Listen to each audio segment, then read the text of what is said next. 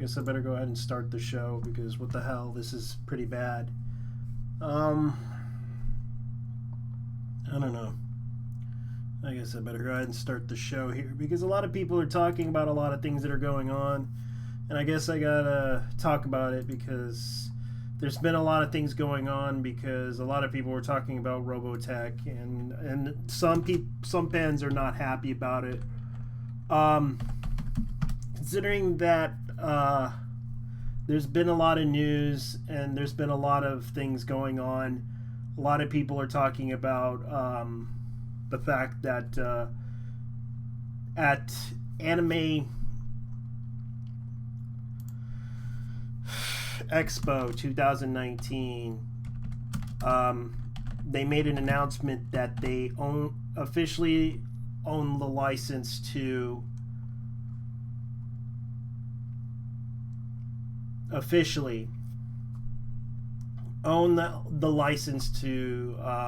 Macross, which is originally by Tatsunoko, and Tatsunoko allowed them to have the rights to the series, and now they own it for the next 30 years, and it gets to the point where it has been extended. According to Den of Geek, a lot of people are talking about this, that made a deal with Tatsunoko, who originally owns the anime, because Tatsunoko, who is known to produce animes, like I would have to say, they have been doing this for decades, almost longer than I can remember as a child growing up.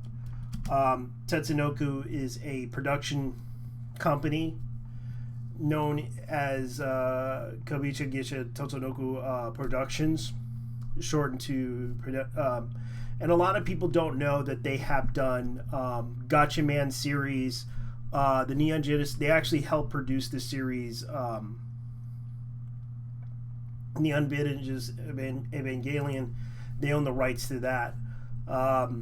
They have been known to make the series called Macross, which was originally the Japanese series, and they also been known to do other shows, and I have to look up the productions that they have done in the past that you may be familiar with. Let's see here. Speed Racer is one of their biggest productions that they did in the 60s. As you might as well know, that there's a lot of things like Gatchaman, Hurricane Polymer. They have done Kashan. They have done that series. Let's see, Techiman, or aka Techman,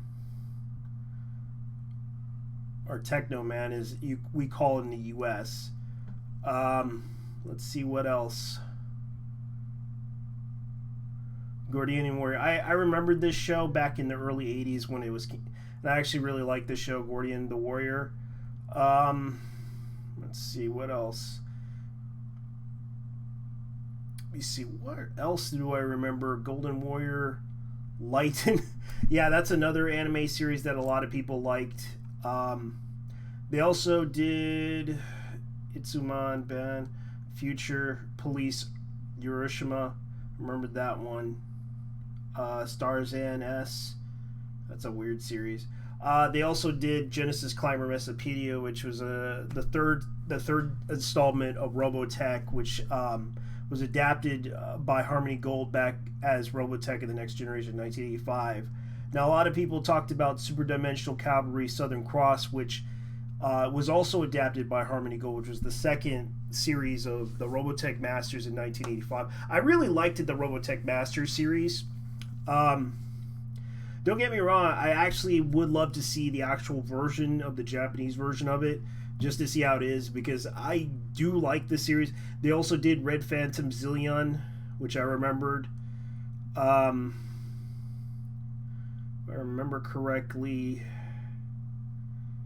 let me see, what else they did that was actually Irresponsible Captain Tyler. That's another anime series. Let's see. What else did they do? Machigogo, Generator Gall. Those are the only animes that they have done, and they have also co-produced it and they actually co-produced Martin Mysteries. I used to remember that show, and Video Girl I. They also did let's see what else they did.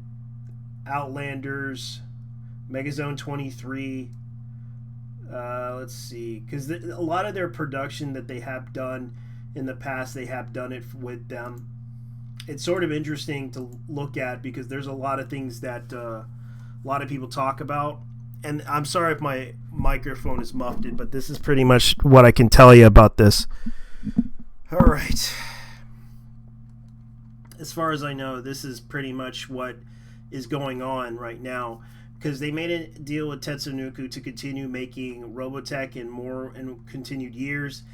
For the past few years, the future of Robotech franchise seemed to be in question. Back in 2017, the California court upheld a license agreement between Harmony Gold and USA Inc. Tatsunoko Production, which affirmed that Harmony Gold licensed the three anime programs from Tatsunoko that were combined to create a unique Robotech series. The big problem, upholding the license agreement, it became public knowledge that Harmony Gold licensed 2-3 series and made up Robotech, Super Dimensional Fortress and Macross, and Super Dimensional Cavalry Southern Cross, and Genesis Mesopedia would expire on March 14, 2014. Now, when the new original broke, many fans assumed that 2020 date would hit, Tatsunoko would simply take their program back from Harmony Gold. In a sense, the Robotech franchise had taken clock on it. However, it has been officially confirmed that Harmony Gold, that their license agreement with Tatsunoko has been extended beyond 2021 date. Yes, Robotech isn't going anywhere anytime soon below this, because here's the thing that I found out that Harmony Gold did.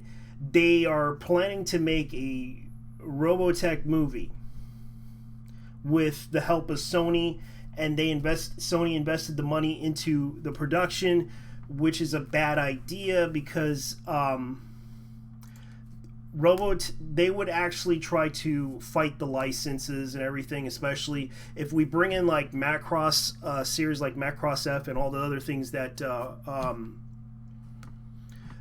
Shoji Karamori did, because he actually produced the series and the movies for the Macross series in Japan, for those who don't know.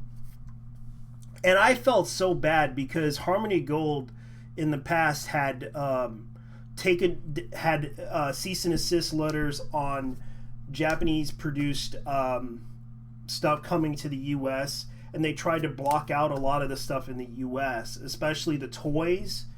And I used to remember the Transformable toys, and then they had these back around the early 2000s. They didn't have these toys. These were Transformer toys. Back in the 80s, they used to have Transformer toys.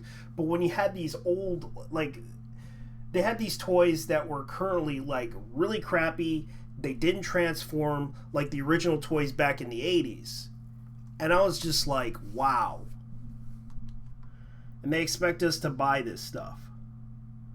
And the problem was, the Japanese actually had their own universe of Macross, aka Robotech, the first series, where they actually, and I actually like the concept of it, that they colonized several planets and explored several places, and it was a really expanded universe that I really liked. And the Robotech version kind of was like, we're going to have to fight off this apocalyptic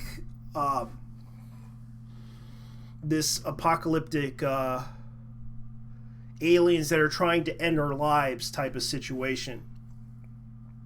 And it kind of sucked, to be honest with you, because they have to fight off an alien invasion. And I kind of liked the idea of us,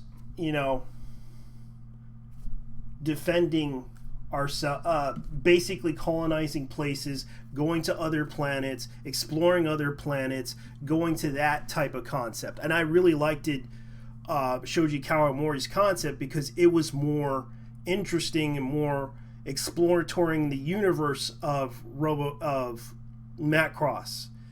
And it kind of, and Robotech's version of it was, okay, we're gonna have to do it as the last line of defense against the aliens that are trying to destroy us. And they did this with the movies with the Robotech Shadow Chronicles, and I didn't like it. I didn't really like that movie, to be honest with you. I think they were trying to make the Robotech series happen, but the problem was a lot of people were upset about this, and it was really difficult for Harmony Gold, especially when they made several Macross shows, then Robotech series, and a lot of people really liked it. The concept of Macross and Macross Plus. They didn't like Macross 2. But let's see. In the past, Harmony Gold. Okay, so here's what they said in this article that I'm reading right now, and I actually really had to look into this a little bit more, because I used to remember back in the early 90s or early 2000s, around 1999, I remembered Harmony Gold went after, let me see if I remember, Bandai, over the fact that they were going to release Macross VFX Mission on PlayStation 1, and they asked them to cease and desist on the game, because it was a really good game. Don't get me wrong, I really liked that game. I wanted to import that game and play it because it was such a great game, because it actually was a really good BFX 2 was a really good game, and I can show you guys what it looks like. But I can't play the music because I will get demonetized. I can show you the visuals of the game, because it was a really good game back in the days. And it's a shame that that game was a really good game. Macross VFX 2, and I'll show you the gameplay of it, since I can't really show you the because it was a really fun game, and it was such a good, because they had to go after Big West. Oops, sorry, this is the wrong one. I'm going to show you guys what it looks like. I didn't end the show right there. I apologize. Oh, that's hot. So here's the visuals of the game of Macross.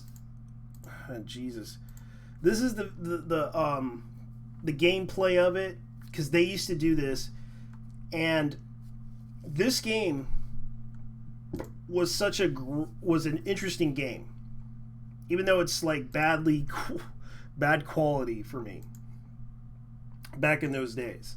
But you have to understand, this is PS1, and this was pretty cool though, because Macross VFX 2 mission was and they had to cease this. They had to cease and desist this because this was coming over to the US, and it was sort of a crazy situation. And you can see by the gameplay itself, it wasn't like the best game ever made, but it definitely showed that type of experience you wished you did in Robotech. And they tried to do this with let me see if I could find that game, Robotech.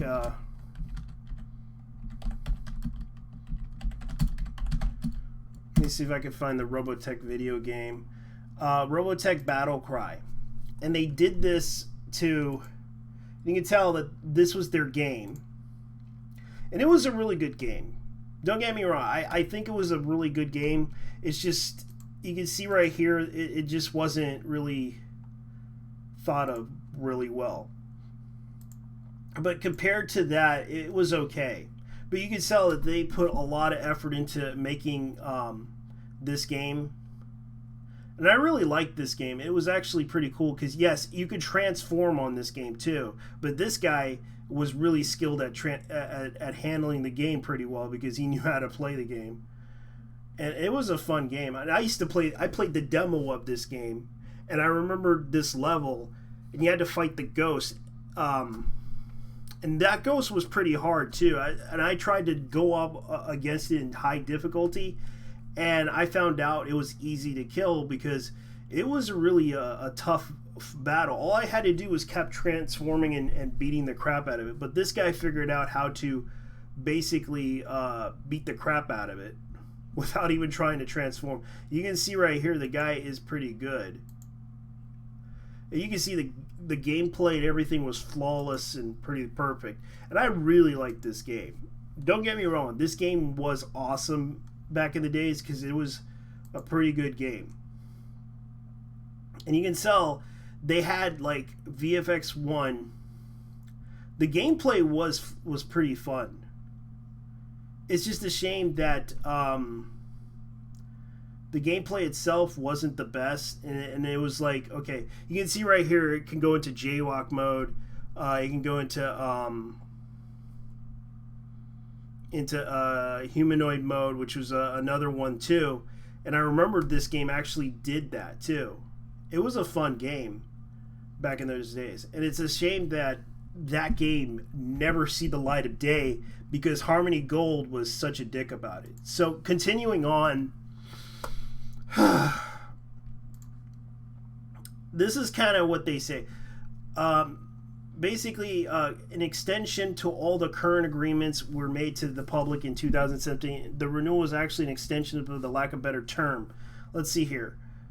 Despite the rumors that Harmony Gold didn't know the license would expire in 2021, both Tetsunoku and Harmony Gold were aware that they prompted them to iron out the details in the various deals. Both companies wanted to figure out because renewal was coming up, adds Yoon. This is something you don't want to do at the last minute, and you want to give yourself time to write. People have understand that there's a system working, says Kevin McKeever, president of marketing of Harmony Gold. If we have disagreements, we do arbitration. We disagreements, but your disagreements get solved. Once the details all have been worked out in 2017 license agreement, Harmony Gold and Tetsunoku could work on their renewal in, as Yoon described it, the straightforward manner. Details were entered into the California courts so that they were part of the permanent record. When arbitration ruling came down, Harmony Gold and Tetsunoku stated they're taking immediate about renewal. Says Harmony Gold won't disclose the renewal they agreed upon. It happened sometime between 2007 and 2009. Harmony Gold also can't disclose how long the renewal, but presentation of Anime Expo at July 5th, a slide stated that Harmony Gold's rights to Macross and Southern Cross and Mexicopedia will remain in full effect well into the future. McKee did confirm that this isn't a new agreement between Harmony Gold and Tetsunoku. He elaborates, it's an extension to all the current agreements and will be made public in 2017. The renewal actually is an extension to the lack of better term. We renewed it and decided to renew the extension of the agreement. Basically means Harmony Gold and Tetsunoku have renewed the same agreement and they had before and extended. Everyone involved, especially Sony Pictures and Entertainment, who currently is working on Robotech live action movie. The new extension will also allow Sony to do what they want to do with the Robotech IP, which means they're going to make this movie. Because according to the rumors, Sony is going to make a Robotech movie, and they want Harmony Gold to basically allow them permission in the United States because they own the rights to make this movie, because they want to produce this movie, and therefore hope that Harmony Gold will support it, and they will, which to bring back the franchise, because a lot of people don't remember the show. I watched the show myself back in the early 80s and the early 90s, since I didn't watch the whole series in particular because of the fact that they discontinued the series back in the early 80s through the 90s. They discontinued it, and they did try to attempt Robotech 2, and I seen that movie, didn't like it. It was a failure to the series. Now keep in mind, they basically said it's not just with the live action movie either. With their new secured, Harmony Gold can do more with Robotech franchise, whether it's a new production license or new animation, having terms of their agreement fully worked it out, renewed the Tetsunoku bodies as well as the future. But what about Macross sequels? For many years, fans haven't been able to legally obtain various sequel series to the original Macross outside of Japan. It's been a huge point of contribution to many people, pointing out the finger at Harmony Gold. Does the renewal change anything about that? Now, right now it appears that nothing has changed in 2017 to upholding the license agreement made it clear Big West still owns those 41 character designs, and Tetsunoku owns the commercial rights to the Macross series. The way the Macross rights pie is divided, it will make it difficult to work out who has the rights to various aspects of the IP outside of Japan. Meanwhile, Harmony Gold won't comment to any Macross sequels at this time. Tommy Yoon does generally say that if we have more Macross and more Robotech everywhere, it's just let the fans go after what they enjoy. We think it would be a wonderful thing. And they also did the whole comic thing too. In the past, Harmony Gold has let existing deals for Macross sequels to continue, including Manga Entertainment license of Macross Plus and Macross 2, which can still be legally purchased for streaming on Amazon.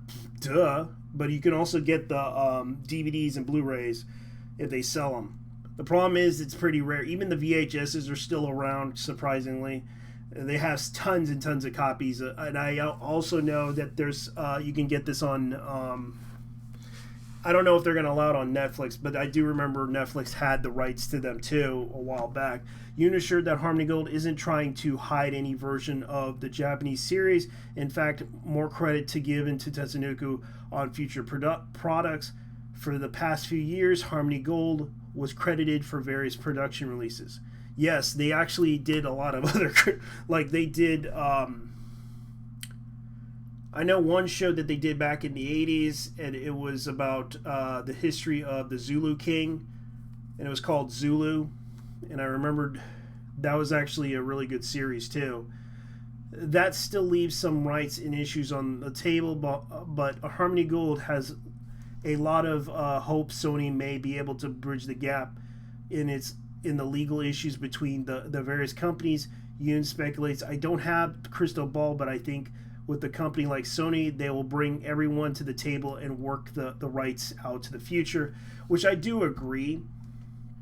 They need to work out the rights, because for years, this was a huge fight between licensing agreements and licensing issues with Harmony Gold and Big West, who tried to... Because I remember they released the movie, and I actually had the copy of the Macross movie, and I actually watched the Macross movie, and I actually liked that movie. And it's a shame that they never wanted to do a Robotech movie for that and call it Robotech. But I did watch the Hong Kong dubbing of it, and I remembered it was pretty terrible English, but it was a really entertaining movie. And I did watch some of the subs of Macross, and I wanted to buy Macross F and Macross Delta.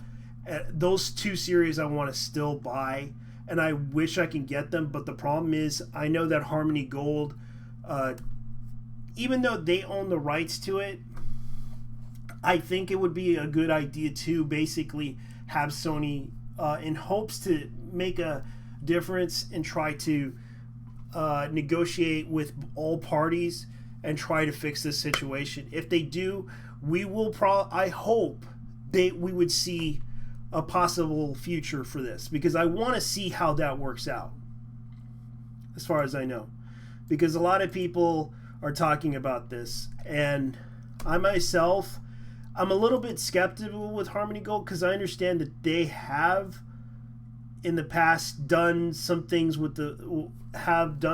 against Big West, trying to basically sell Macross in the US, especially the toys. They try to block out the toys in the past, especially they went after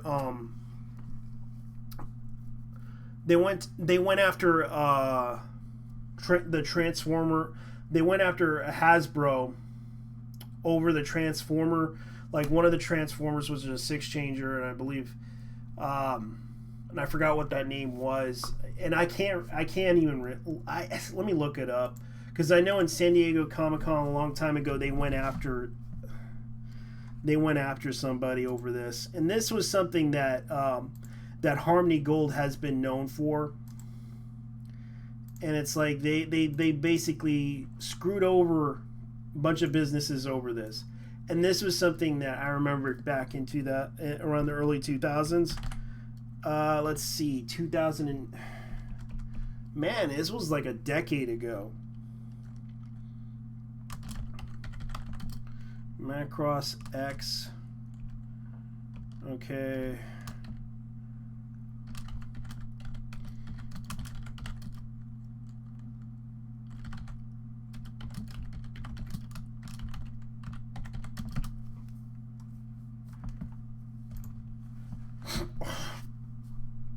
So what happened was the licensing company of Harmony Gold USA filed a lawsuit against Hasbro for copyright infringement Monday in the United States District Court, Central District, California Western. According to them, and I remember this happened at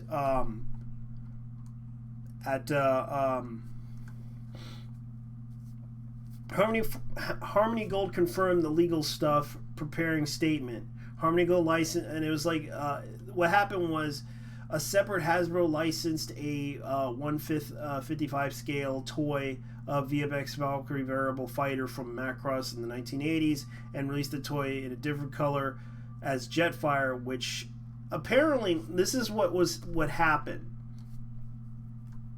The design and everything that they did for that, because they wanted to introduce G.I. Joe and Transformers, they made a toy. And they wanted to sell that at San Diego Comic Con as because they used to do a comic book crossovers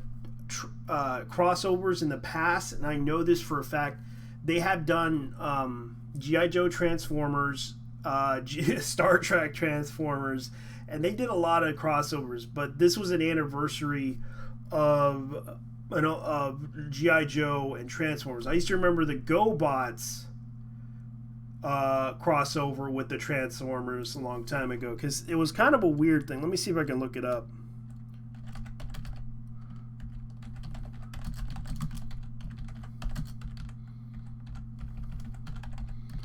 Because I know they had a crossover thing. Yeah, they did. It was weird though.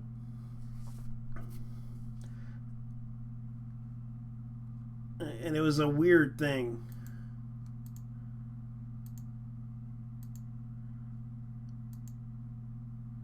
I don't know, because it was like a weird crossover thing that they did.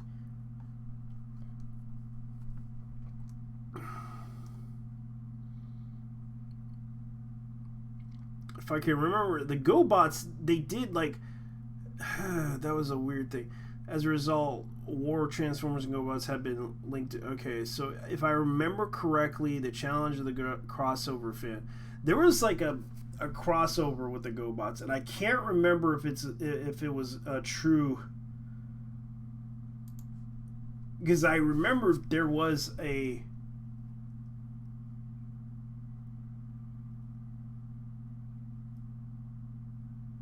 let's see if I can remember. And I remember that GoBots did the Battle of the Rock Lords, and I remember the Rock Lords was like a weird show. They had a crossover with the Rock Lords, but it was weird.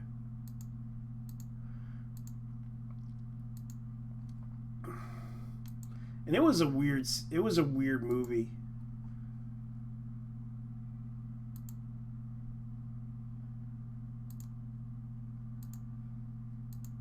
The GoBots and the Rock Lords. And I used to remember the Rock Lords when I was a kid too. They're like the transformable toy rocks. Like they were like, oh man, those were the days. If I could have remembered, I'm sure that they did. my memory's muffled a little bit because I remember they used to do like the Transformers crossover with GoBots. And it would be funny if they did a GoBots Transformers crossover because it'd be a funny thing too. Because I would love to see a Transformers and a GoBots crossover. And it'd be an interesting thing to look at. But that's not going to happen. Because I used to remember that stuff back in those days. And it's like... The biggest misconception that Harmony Gold wants to clear up about the license agreement is that they're made public in 2000, blah, blah, blah. I think the original contract, someone cocktailed napkins, blah, blah. Yeah, that was a little bit... Despite the rumors, Harmony Gold didn't know the license would expire in 2021. Once again, the details, blah, blah, blah, blah, blah, blah. Wikipedia. These were a lot of things that I remembered. And it was a really big drama that Harmony Gold did. And I hope that they would actually work out a deal with Harmony Gold, because I can understand that people want to make money, and I understand Harmony Gold back in those days didn't have the business to do it, but they did. They had a good lawyer that definitely knew the copyright law and tried to take down a lot of the businesses that were going after that were trying to make Macross come to the U.S., and Harmony Gold blocked them for it. And it was sort of a sad story. If they would have actually work out a deal and try to actually, and I hope Sony would actually come in and try to do this, because a lot of people are talking about this. And this is something that should be talked about, because this was something that people should remember. And let me see if I can find something here, because this is something that's interesting about this, because I remembered those days too. And it's sort of sad that, man, this is weird. Let me see if I can look up something, because no one wants to watch this show, and it's kind of boring. I get it. I would like to talk to people, but unfortunately no one wants to talk to me. It's kind of, they want to keep themselves out of it. And I remembered this. Now, for those who don't know, there's been some things that are going on. I'm going to go ahead and show you guys what's going on, because I watched this video and it's sort of interesting to talk about, because a lot of people are talking about this situation in general, and a lot of people don't want to talk. A lot of people are talking about this video, and this has been it doesn't get that many views, but I do agree with this guy about the situation, and it kind of is a weird situation. You may have heard of Boobles XD. And a lot of people are talking about this and questioning this issue with Boobles, because right now she's in trouble. And a lot of people are questioning whether this is true or not, because a lot of the claims that are being made here by a streamer, they've been talking about this and talking about this guy who has a mental issue, who has been talking about this. This is a lot of stuff that's happening. So here we go. It's been a while since I upload. My apologies for taking a week.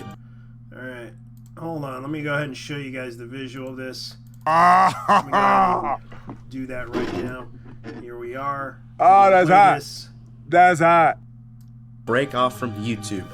Anyways, today we have probably the most craziest drama that happened on LSF, or Livestream Fails. And you know who I'm talking about. He said, I'm so sick of it. You can literally, okay, a show, I told him, he was getting mad at me for the shit that I was saying on stream. Like saying that Canoe could slam me through a wall sexually and stuff like that. Some dumb fucking shit. Literally, he's saying to me, the slut shit is unattractive. The cocaine shit is unattractive. Your attitude is shit. Yes, today we're talking about the Boobles drama. Now exactly how big is this situation? You may all think the clip I showed you is the big deal, but it isn't actually. It's the post that came after when the clip got posted on LSF, or Livestream Fails. On July 11th, a Reddit user by the name of Boobles Exposed posted an exposed thread on Livestream Fails. The user went on to tell the truth behind Boobles' top donator. In a recent top LSF post, Boobles XD lied about her top donator feeling entitled when telling her doing coke and acting slutty on Raj is unattractive. However, it appears to be that he was not a donator. She was borrowing his money and she promised him she would pay the money back. She made it look like he was a donator to get away with theft. She manipulated him into sending her more than $11,000 by saying she loved him and would move to Cali for him, making it seem like a relationship. This guy went into debt because he was trying to help her. When she realized that he didn't have any money left, she decided to get rid of him. Boobles Exposed provided screenshots of the conversation between the donator and Boobles. As you read some of them, Boobles asked the donator, or disrupted order, if she could borrow some money from him. In one of the screenshots, donator didn't get paid back for the first time she borrowed money from him. He sold his truck and only got a company vehicle to drive in. The worst one yet is how she told the donator that she almost died pushing herself. If she isn't going to get the money, then she'll have to escort again. Pretty insane. But that is all the screenshots that I thought are important. If you want to see the full conversations, it'll be in the description below. But as you expected, Boobles has responded to the whole craze fiasco with screenshots and video evidence. If we look at the first screenshot, you may think that this guy is a clout chaser this whole time and lied about all the things that he just said. And she even went on to refresh the page to show us that she didn't use inspect element. Case closed, right? Actually, no.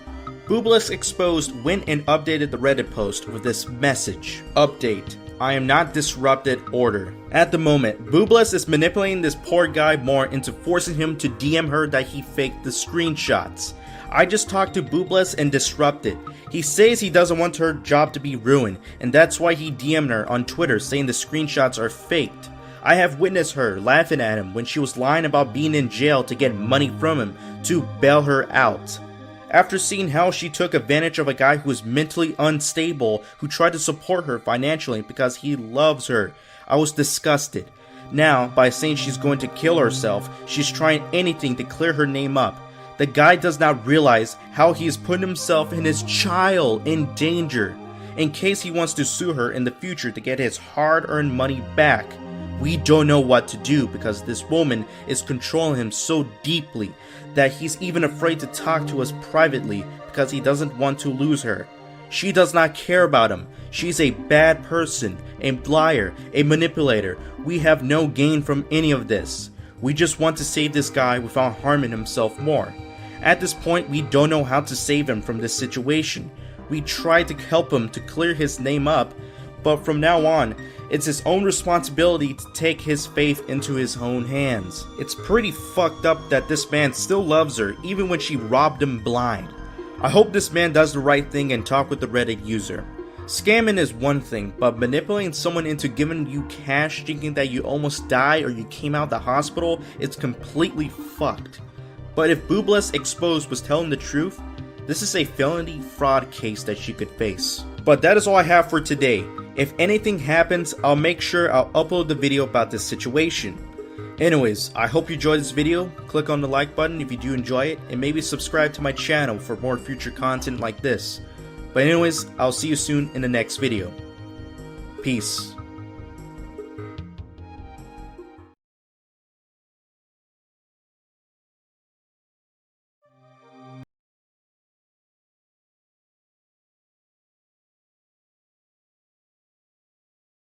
I'm sorry about that.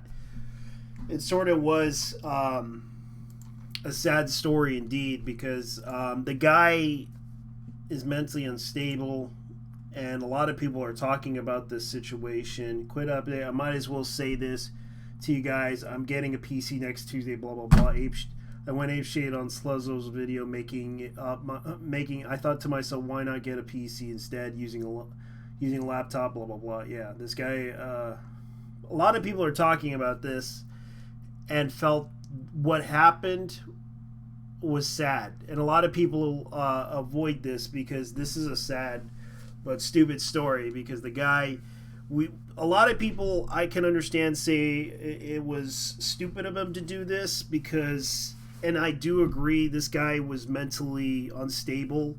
He's 34 years old, and he was in love with her. He felt a connection towards her, and the way I see it, it's pretty fucked up. The guy in question was a nice person, and in this situation, a lot of people feel sorry for her. And actually, some people feel sorry for her, but some people don't feel sorry for him because what he did was pretty stupid, and there's nothing he could do, we could do about it. Because let's put it this way,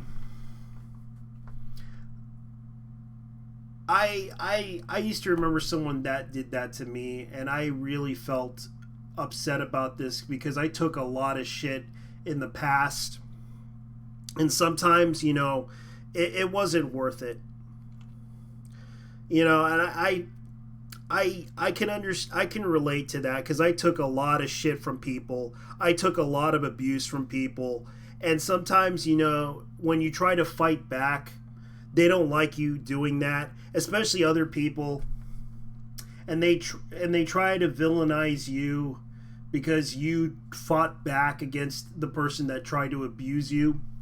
And sometimes that person says no, and they try to hurt you in some way because you couldn't do what they ask you to do.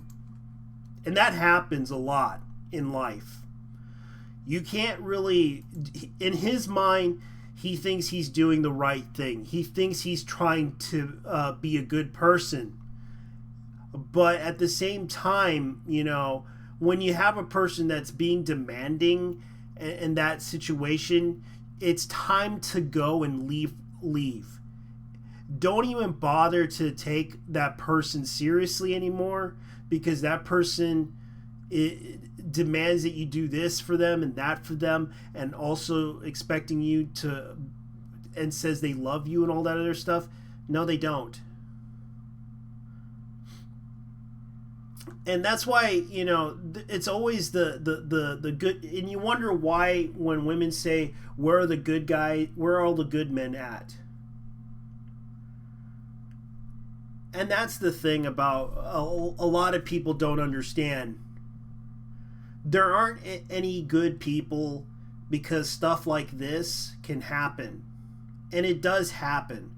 And it's sad that when a good person gets taken advantage of in this situation and gets lied to and gets lied about, it does show the type of reason why people don't want to be around that stuff anymore. And it does happen a lot.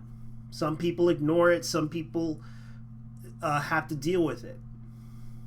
And this kid's mind, he thinks he was doing the right thing, trying to be a good person. And sometimes when a good person gets stepped on, like that, for example, getting lied about by the public, you're pretty much, it pretty much shows how bad the situation is. And this is the reason why there's no good guys anymore, because the good guys have to learn the hard way that in life you can't be loved, and they want to be loved, but the problem is they're too stupid, and they realize that.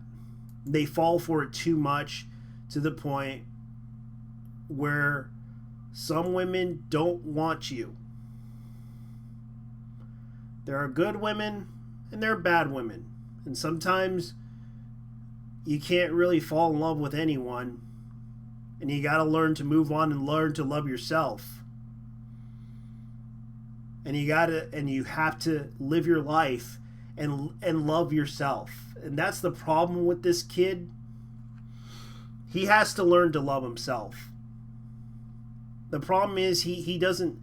I don't. The problem with him, and I guess his problem is his self-esteem, and I had problems with my self-esteem in the past too. And I had to learn that I got to move on and move forward. I made that same mistake as well. And I made a hard choice to move on with my life because I realized people take advantage of me, people use me, people do this to me. And that's why I have to live my life to the fullest, because I don't want to be manipulated any more than I already have in the past. And this is the reason why people have done so in the past. And I have to learn hard lessons on that too. And I still have to learn. And I still have to live my life on that one. And it's sort of sad too, because this is the type of mentality people do to people. They walk over people, and it happens. And all you could do is move on with your life and live it. That's all you could do. You have to stay away from them. Don't talk to them. Don't engage with them. You just have to move on with your life. Because I hurt somebody over them. And that's the sad thing. I hurt my family because of it. And I learned a long time ago, and I actually was like this too. And I even fell for it too. And a lot of people should understand that you have to learn to love yourself. I took a lot of abuse from people. I took a lot of abuse from the job I took. I took a lot of stuff. And I realized, you know what? It's time for me to move the fuck on and try to live my life. Because I took a lot of stuff from people. And let's put it this way. A lot of people have to understand this guy has low self-esteem issues, and it can't be fixed that easy. He has to learn, and I do agree. It's his responsibility, his own actions. He has to decide for himself, because he has to understand what he is doing is enabling her addiction to drugs and alcohol and all that other stuff, and causing her to basically not care. Because it doesn't matter. You are the one that's enabling her. The best way to do it is to walk away. Move on with your life. Get away from that.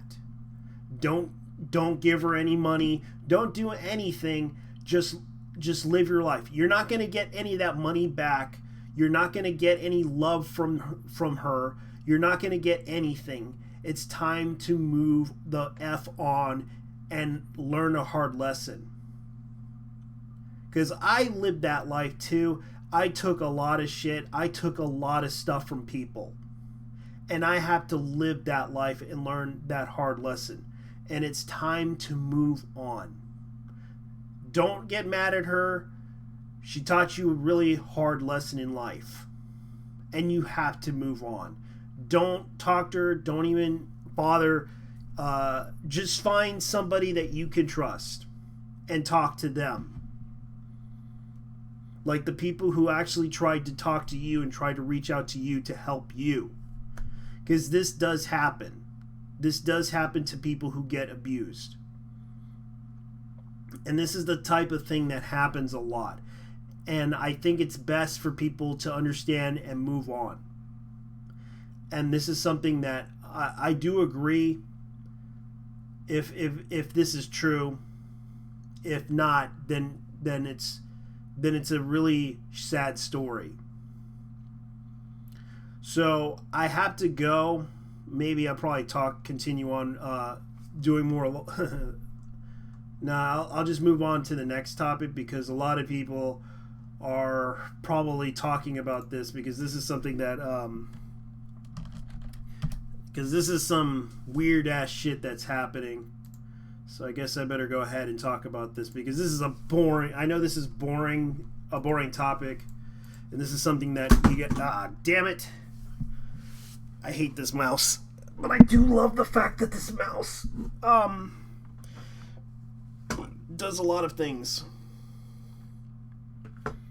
It is a hard ass. It's a hard ass mouse to break, and I love it to death. Let me go on Reddit here, because there's a lot of things that are going on, and a lot of people are talking about some stuff, and it's a lot of stuff that a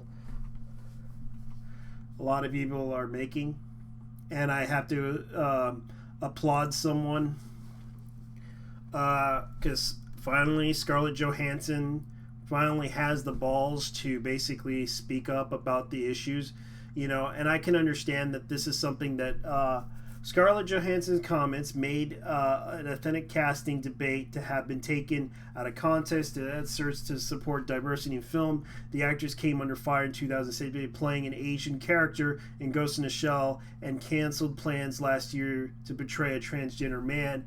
No, she's actually a lesbian that likes to dress up as a man. There's a difference. An up-and-coming film rub and tug after a transgender actor advocates question the casting. The recent interview with As If magazine, she said that she should be allowed to play any person because this is my job, and that is the job requirement of my job. And this is true. And I'm gonna say this right now. A lot of people don't know what acting means. And this is the problem, the definition of acting. And a lot of people don't understand the issue with acting is to portray a character, portray a person, or where that person is and where that person, like a biography or anything in particular. It's kind of sad. Personally, I feel that the ideal world, any actor should be able to play anybody, and art in all forms should be immune to political correctness, she said in the statement. I recognize that the reality there was a widespread discrepancy amongst my industry that favors Caucasian cisgender actors.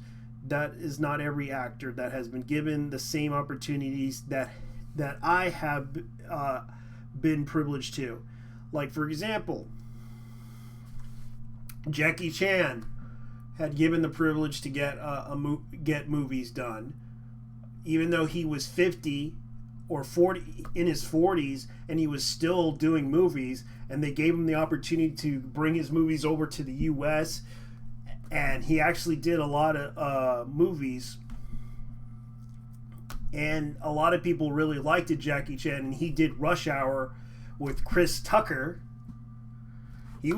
Chris Tucker was given opportunity to do a lot of films too. And there was a lot of people that were given opportunities. Like Richard Pryor was given opportunities to do films back in the early 70s. I know that like most people don't realize the history, and they need to look into the history, deep into the history of things, because they never heard of black cinema. They never heard of movies that even though it stereotyped black people, but it did not really do that. It actually showed the human side of black people back in those days and back in their culture. Like, I actually had to watch some films that had, like, I let me see if I can look them up, because I know that there was an actor that I really liked, and he was well known, and a lot of people never talk about these actors, these black actors back in the days. If I can remember, if I can look it up, because I know that most people didn't like, for example, Bill Cosby. And Bill Cosby was given a lot of opportunities. Even when he did the TV show Mission Impossible. And I remember watching the reruns of Mission Impossible. A lot of people don't talk about those things, don't they? They don't remember those things, but I do, because I watched them, and I remember the A-Team, and guess who was the most popular character in that show, who was known as Mr. T. And a lot of people don't remember that shit. He was given that opportunity to play a strong, even though he played a bodyguard, played his character the bodyguard, he played that character pretty well, that everyone liked him. And he actually was given opportunities, even was in the Rocky movie, for Christ's sakes. I think it was Rocky 3. Let me look it up. Or Rocky 2. Because, like, a lot of people remembered Rocky, and let me see if I can remember. Rocky 2, where he was up against, let's see, Rocky 3. Yeah, Rocky 3 was the movie where a lot of people remembered Mr. T. Sylvester Stallone. Let's see if I can find him. Tyler Sherry. I actually liked Tara Sherry, even though she was a really good actress, but it's a shame she didn't want to play in the movie anymore. Because she was a good actress back in those days.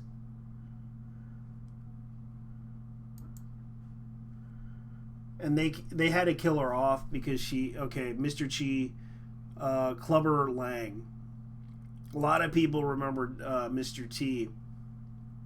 Lawrence Terrine, if I remember. Because he actually did a lot of films. A lot of people don't remember. He did TV shows. He did a lot of things. He even was on the He was in the WWE, WWF. This guy actually did a lot of films. The A-Team, like, Jesus Christ, a lot of people forget. That was like the most popular series, and he was the most popular character on that series. And he actually attempted his own TV shows, even though he was he did a lot of TV shows, and a lot of people don't remember Spy Hard. A lot of people don't remember he did a lot of movies and TV shows, and some people forget that. Like, he was on he was in the Blues Brothers. He was in Saturday Night Live. He was in Silver Spoons. He was in Alvin and the Chipmunks. He was in Different Strokes. He actually had his own cartoon series, as I remember, too. He also did DC Cab. Toughest Man in the World. These are things that he was given opportunities. And a lot of people don't even look up these black actors back in those days because they were given a lot of opportunities.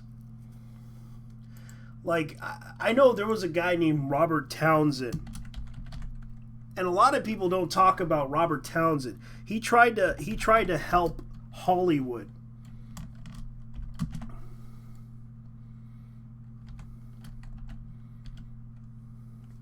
Like, I remembered Robert Townsend.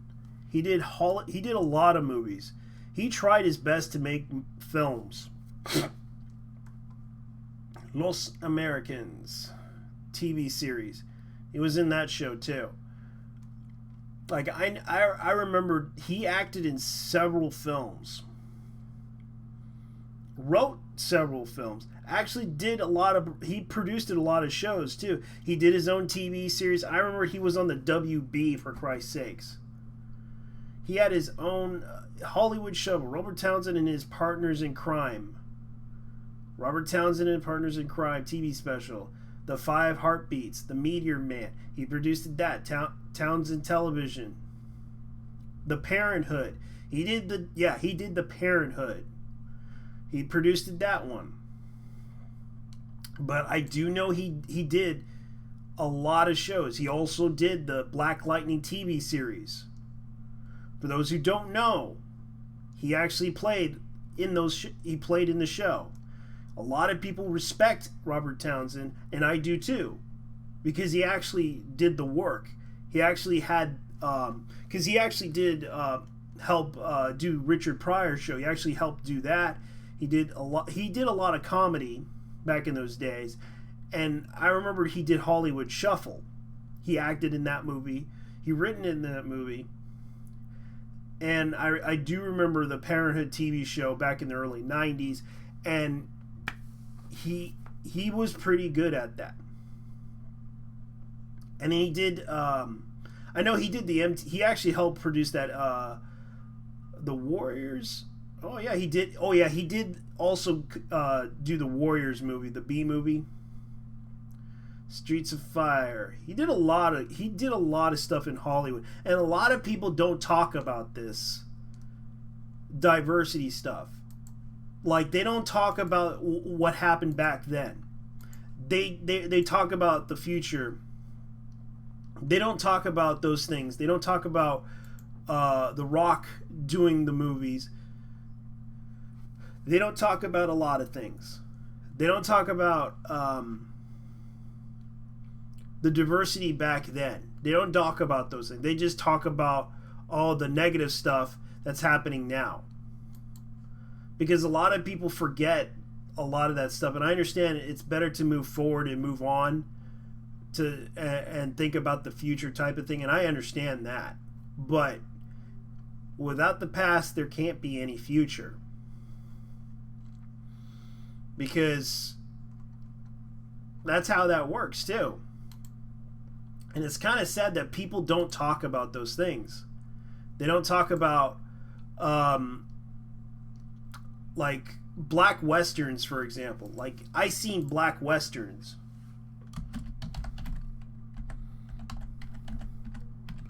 And not many people talk about black westerns. The forgotten past, like, they never talk about black westerns.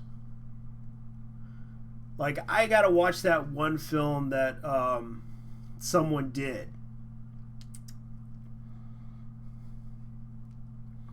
Like, a lot of people don't remember Posse. A lot of people don't remember Blazing Saddle. A lot of people, there's even black westerns that no one talked about, like the Blazing Trail. Like, they don't talk about these old, like, some people do, but they don't talk about the fact that they exist. They don't talk about the fact that they, like, they don't talk about these, like, these B films from the 30s, like, that starred black actors. And it's like, they never talk about those films.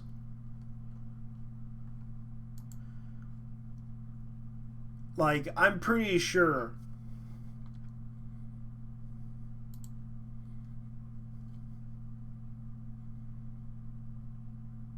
let me see if I could find it. Yeah, because no one talks about, let me see if I could find it, because I know that they have it here somewhere. Here it is. Let me see if I could find it. Like, they never talk about this stuff. Two Gunmen in Harlem. This was 1938. Posse, Buffalo Soldiers, the Buck and the Preacher. I actually liked it, Buck and the Preacher. That was actually a pretty good, interesting film. And it starred Sidney Poitier. And for those who don't know who Sidney Poitier is, he did a lot of good movies back in the I think around the 70s and early 60s. Because Sidney Poitier is a well-known actor, a Bahamian American. But we actually did respect him because Sidney Poitier is an educated man, and he had done a lot of interesting films. And a lot of people don't realize he was the guy who did Heat of the Night, which happened to be a very popular movie and also a TV series. And Sidney Poitier actually made a good film where he became... And a lot of people don't realize what Heat of the Night was. I recommend you watch this film if you want to learn about the past, because it dealt with the issues of racism, but at the same time, you know, it dealt with the issues of a black man who was an investigator and a crooked and a crooked sheriff. And that crooked sheriff, over time, he was racist. He was very racist. And over time, it changed. Because they were investigating a murder. And they were forced to join together, even if they didn't like each other. In the end, they actually respected each other and became friends. And this was an interesting story. And a lot of people don't realize it was a murder investigation in the south of Georgia, investigating the story. Even though, yes, the crooked sheriff was racist, they both worked it together to solve the crime. And it was an interesting story. And it actually was actually an interesting story. An African-American police detective is asked to investigate a murder, racially hostile town. And although the racist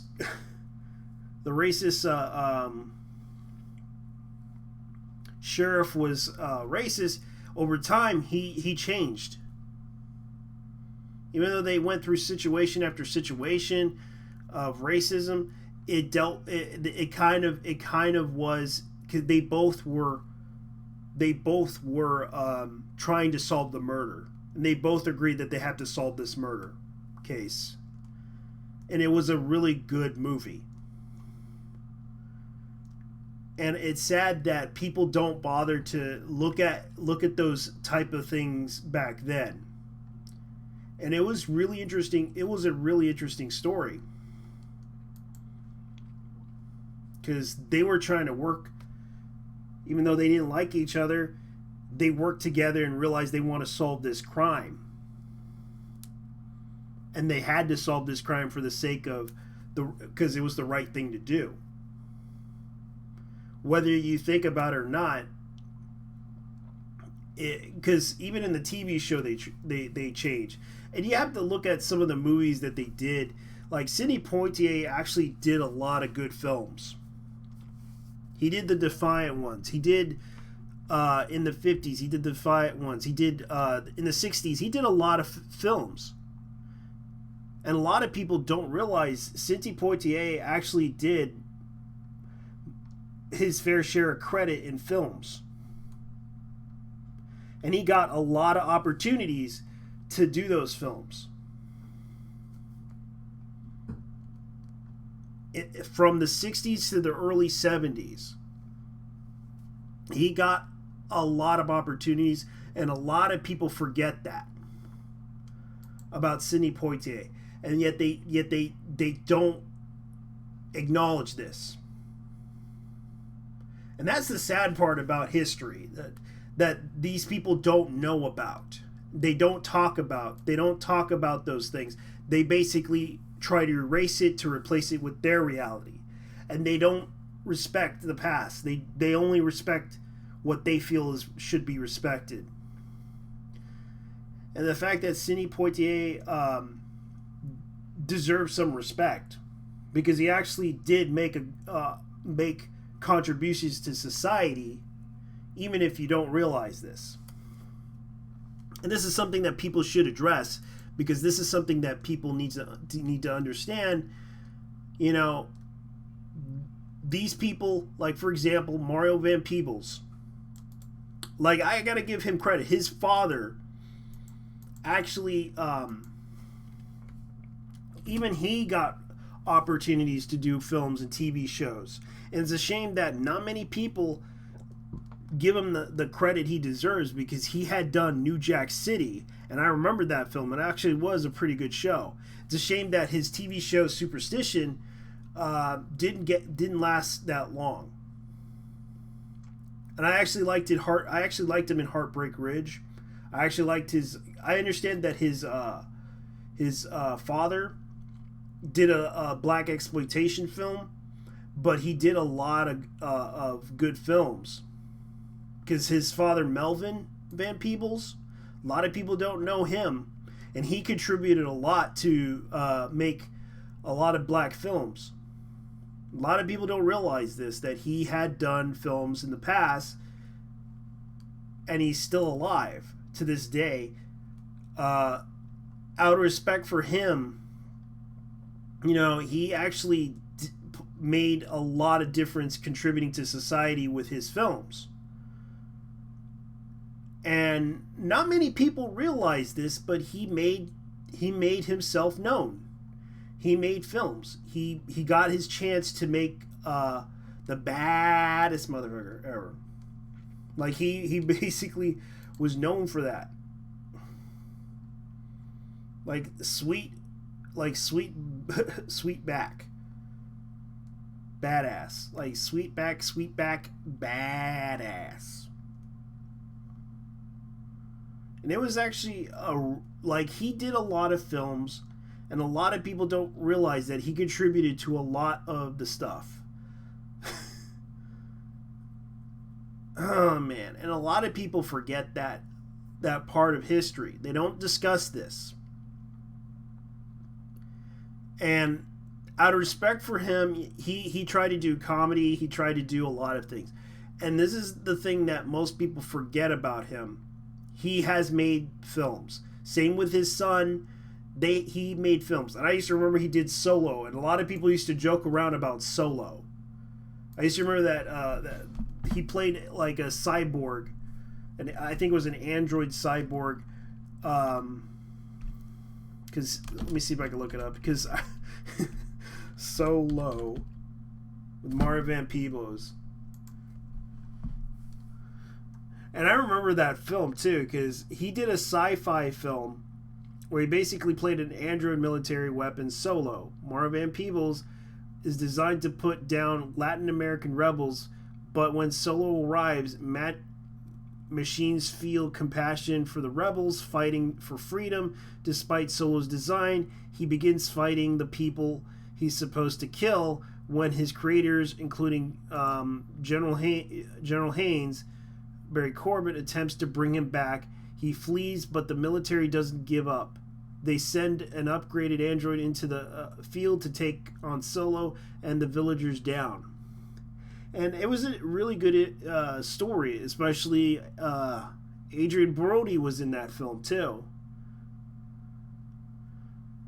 And it's kind of interesting that a lot of people don't talk about black films in a way that back then they don't talk about those things. Like they created black films, even black exploitation films, and yeah, they did, but at the same time they made those films.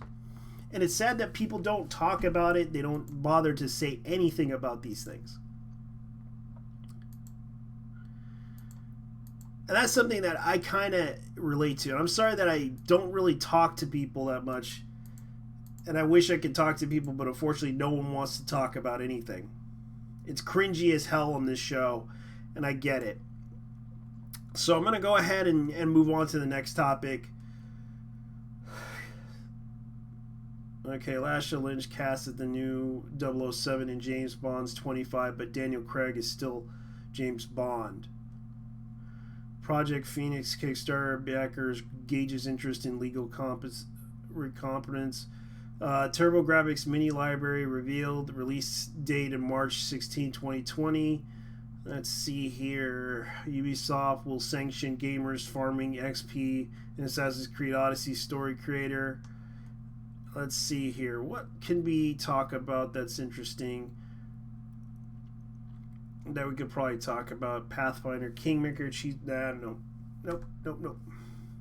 Iron Maiden gets renamed to Iron Fury and will be released on August 15th on PC.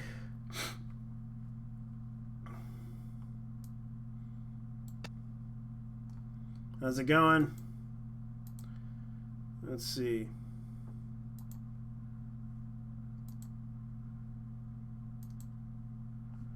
Let's see if I could figure out something.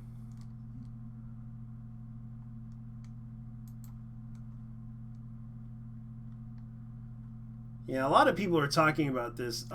Crash Team Racing skins renamed following complaints from Reset Era. I don't know why people would cater to Reset Era after what they have done. Especially, I admit, the whole situation with Reset Era. Let me see if I can go with Niche Gamer, because I know Niche Gamer actually has some interesting news. Niche Gamer, guys. Keep this in mind. I'm not...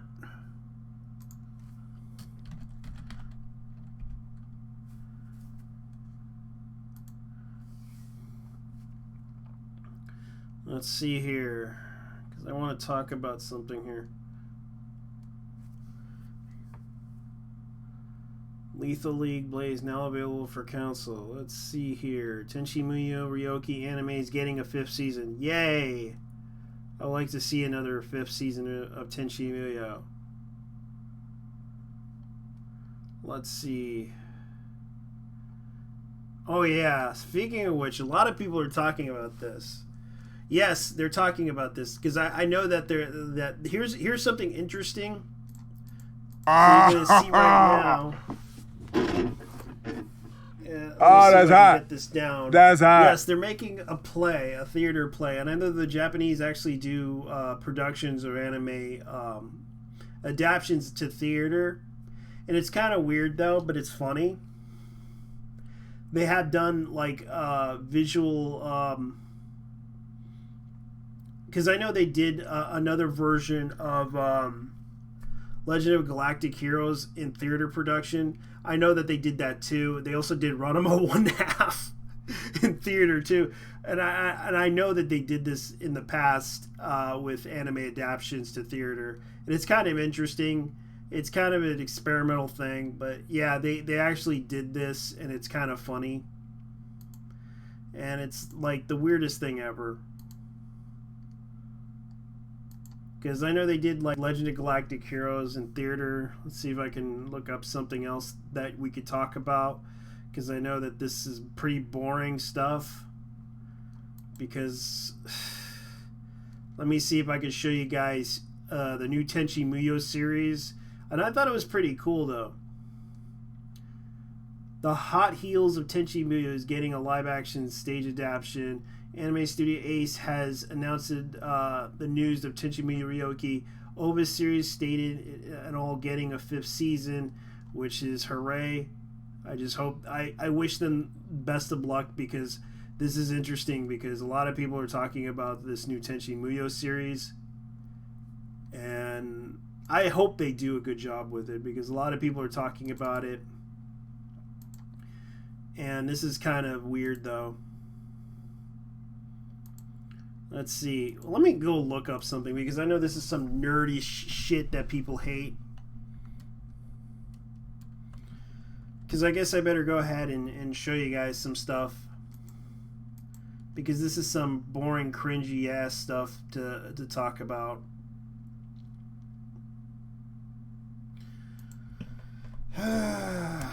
Sekugo Complex.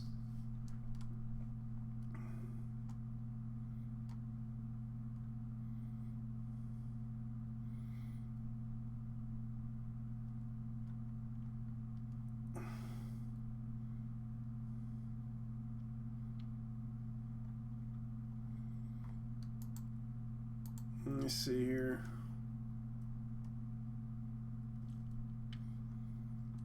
Let me see if I could find something that's really cool. Yes. Let's see if I could find it. Pokemon revives 20-year-old ending song of Shokunagagawa. Oh wow. So they're gonna actually do the Japanese version of the Pokemon song. That was the original ending for this song. I can't really play it because due to the fact that Nintendo will take it down. I know this for a fact that Japanese companies don't like me to play music. So yeah, you better look it up. I can probably link it for you guys if you just ask. Let's see here. The new Akira TV anime in the works. Why did they do that?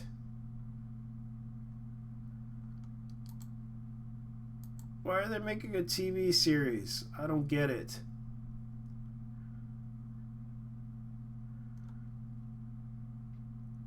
Let me see, what else do they have? Morgana's third P5 report, it shows in time. Persona 5, let's see.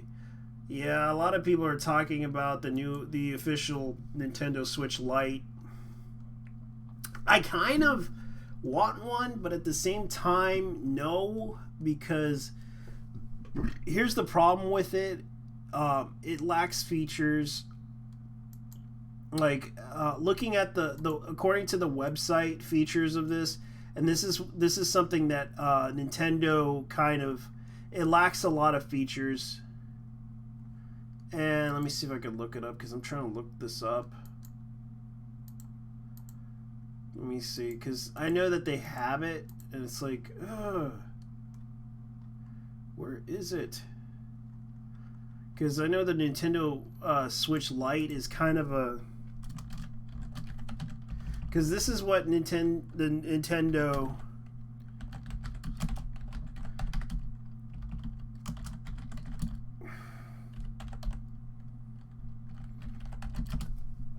It's basically a handheld, and a lot of people are talking about this, and I'm just like looking at it going like, okay, the tech specs for the official hardware, and I looked at this, like, it has an NVIDIA custom Tegra processor, 32 gigabytes of storage, which you can use.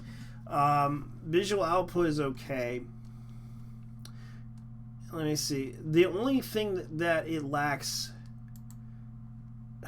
if I could look up the Lite Dock Shield PDF. Nintendo Switch Lite is a smaller, cheaper Switch built for handheld play only. And this is kind of why people are kind of skeptical about this, because I can understand the reason for it, because they want to make a lighter version of it, and they want to see if people can see how this light version is. And people are talking about it because this is something that the smaller, cheaper version of it is kind of weird, though. This is... A lot of people talked about the Nintendo Lite, and the Nintendo Switch Lite is kind of... it doesn't have the docking system like like the original Switch has, and it's cheaper because it lacks the features of the original Nintendo Switch. And I'm just looking at this going like, I don't think so. This is kind of, and I can understand why they're doing this, because they want to make a much smaller version for the Japanese market, because that's what they're going after, especially even the Chinese market as well, because the Japanese prefer something that's lighter, more portable, that they can take with them at all times. Because the Nintendo Switch is it has a huge screen, and I can understand why they're trying to do this, because they should just call it like Nintendo Switch Boy or something like that. I don't know. They should call it Nintendo Switch Boy. Like, but then again, you know, you have a problem with the politically correct crowd that says, why does it have to be a boy? Why does it have to be a boy? Why does this boy have to be... Why do you have to call the Nintendo Switch a boy? Like, I don't know. But they're trying to... because it lacks a lot of features, and this is what they're trying to do. They're trying to make several games for it, and that's understandable. The article originally stated that you could not adjust the brightness on the Switch Lite. You can adjust it manually, but the device does not have sensors to automatically adjust the screen brightness. We apologize for the error. Now, the Nintendo Switch Lite is the original Switch is largely identical. Nintendo Switch says there's no performance difference between the two models. You can still use the same accessories with the Nintendo Lite, including the Joy-Con controllers, Switch Pro controller, the Pokeball Plus. Switch Lite supports Wi-Fi, Bluetooth, and NFC built-in gyro controls. Since it debuts in March 20, Nintendo sold shyly about 35 million Switch units worldwide. And this is kind of weird though, because this is something that people want, and I assume I know why, because it's basically a system. It's a budget system for kids, because they know they're trying to go after the handheld market again, because they know that the Japanese will buy into the handheld market, because that's their main market in Japan, is always the handheld market, and that's why they're making another version of the Switch, which is a cheaper, more affordable version, which I believe that that's what Nintendo's trying to do, make a Switch, a smaller version of the Switch, which will lack the features of a docking system, and possibly just make it as it is.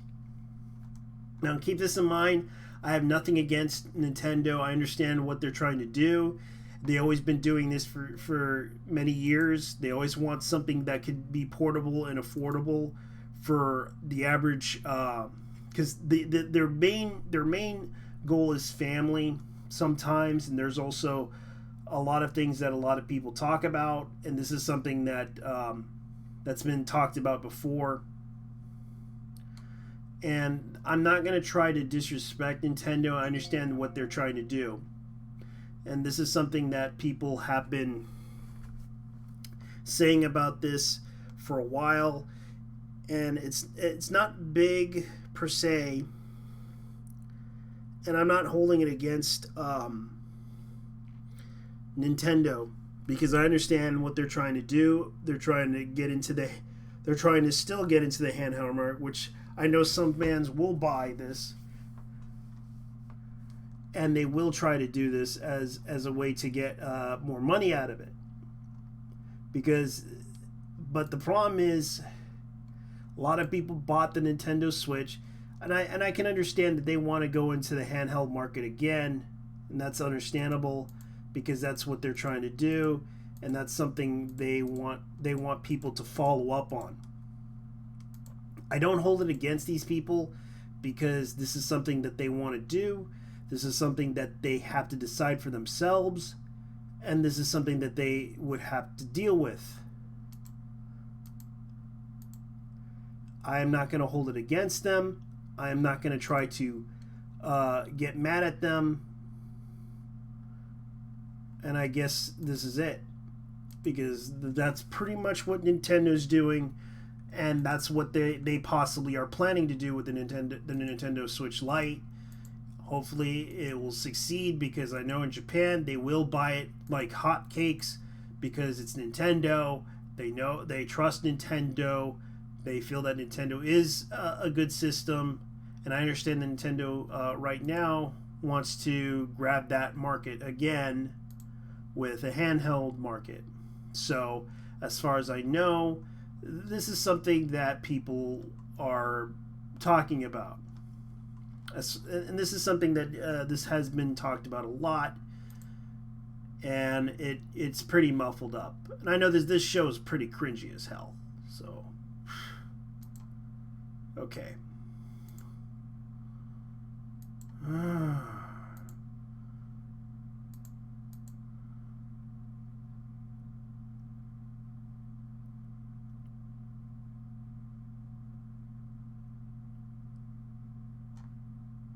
Let's see.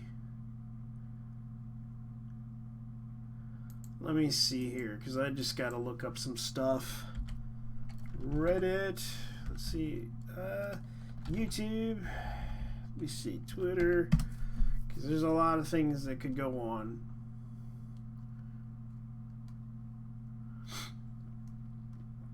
And right now I'm just looking at some stuff, and I don't know. A lot of people are talking about this crazy stuff that's been going on lately. And no joke, a lot of people are.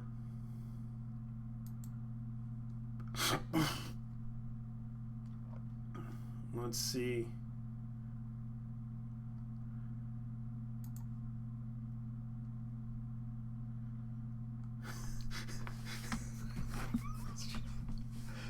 Yeah. Let's see here. Let's see if I could do something here, because I'm just laughing at this stuff. Ah, man. I guess I better go ahead and talk about this, because I accidentally got blocked by a journalist who got upset with me, and I'm not going to try to harass him or anything like that. I basically said, is this an early April Fool's joke? Because he actually mentioned something, and I remember I actually said something to him, and it was sort of weird. And I'm just laughing at this. This is it's not a real story, but I'm gonna laugh at this anyways, because it's a apparently Julian C. Williams got upset because I accidentally said, is this an April Fool's joke, when he mentioned something on Twitter, and I kind of said, is this an early April Fool's joke? I actually said something to him. Let me see if I can remember where I said to him, tweets and replies. Okay, I don't know, working conditions. Let's see. Like, I pissed off a lot of people. And I remembered I actually said, question, is this some April Fool's joke? And I remember I actually asked about this. Game developers, it's time to stop listening to fans. Don't get mad. There's a bit of a hyperbole in that headline among the various. And I accidentally said this. Question, is this some late April Fool's joke? And I actually asked him that question. He got upset about it.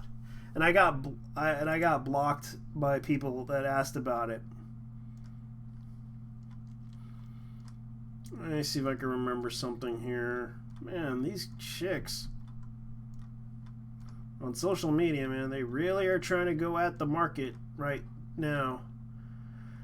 Let's see here. Doubt your ability to judge people's character. 40 people that I have known for many, many years. Let's see here.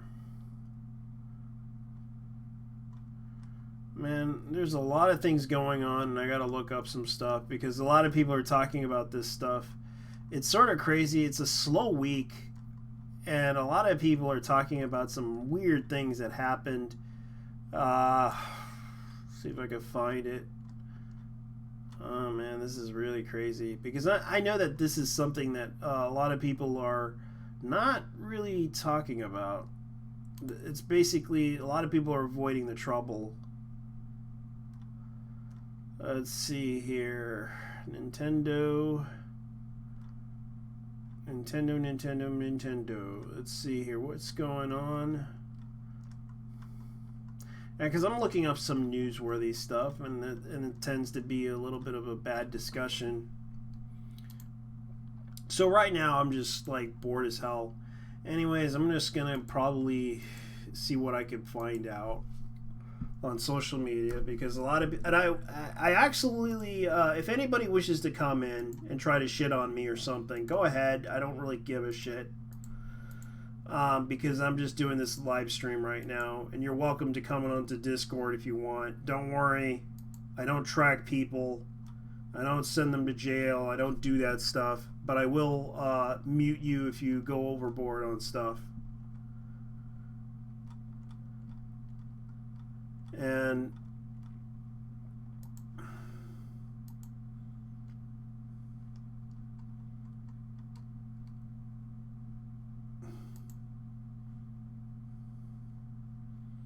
the top trending stuff that memes are made of.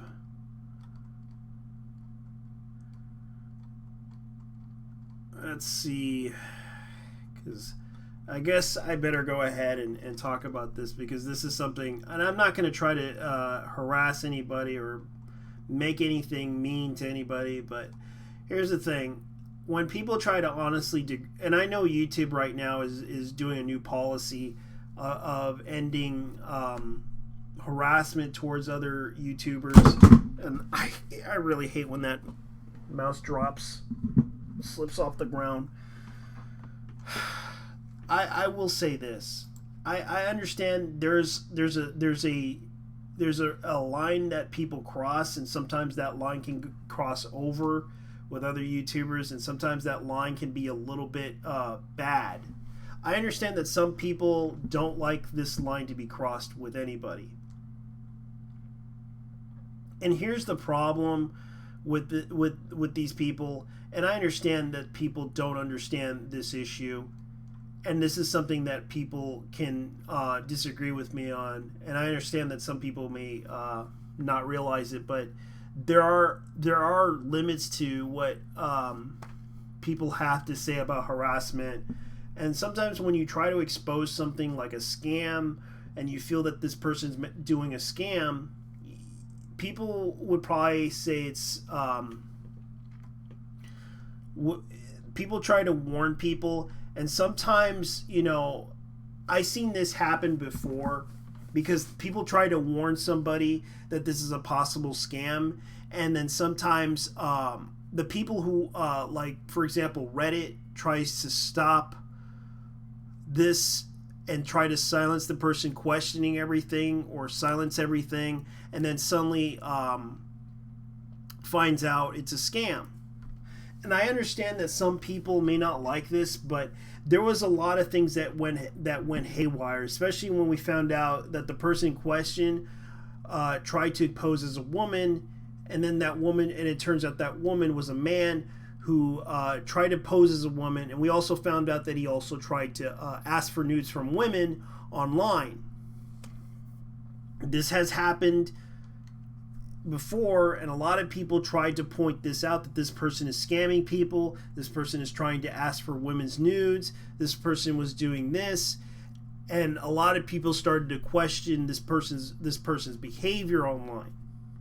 And it was interesting to gossip about, but at the same time, that person was exposed. Therefore, that person, and I understand that YouTube wants to stop this, the harassment towards certain YouTubers because of the fact of what happened to Etika, because Etika at the time was upset. And I understood that a lot of YouTubers have said some things to Etika, and have done like videos about him. Even myself criticized him about what he did too, especially his behavior.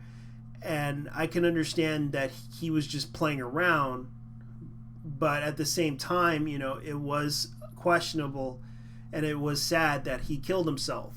And I myself made a video agreeing that, yeah, we should bury him at the YouTube headquarters because of one reason. And I know most people could disagree with me on this. The reason why I signed it is because to remind YouTube they were also responsible, and the fact that Etika was pressured so much financially and also emotionally.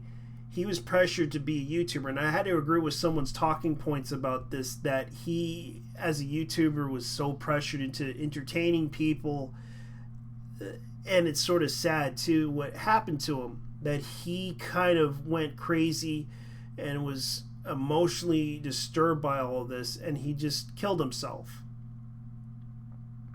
And it sort of hurt, too, because it's kind of true that certain people trolled him to kill himself, and this was sort of the truth too, because even his own, some of his legitimate fans, not legitimate, but fake fans, who basically tried to troll, you know, the trolls and everything, and telling him to kill himself on live streams. This is the type of problems that happen as before, but now they're trying to do this because they want to prevent this type of thing to happen. The same thing that happened to Etika. I was hoping for the fact that Etika would be buried at at YouTube headquarters, but instead they had to do this policy, which is kind of vague, and it's also the fact that a lot of people are questioning Anita Sarkeesian's integrity in her videos too, in her women versus video games game series, and a lot of people question this.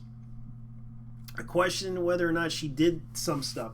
Now, a lot of people remember YouTube tried to take down videos in the past, and I remember there was one video in particular that showed Anita doing a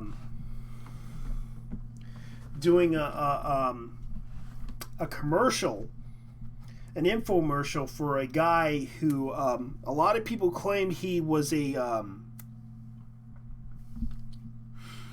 con artist, and it kind of was interesting. Let me see if I can look this video up, because I know that this video was around. Let's see if I can find it, because a lot of people showed the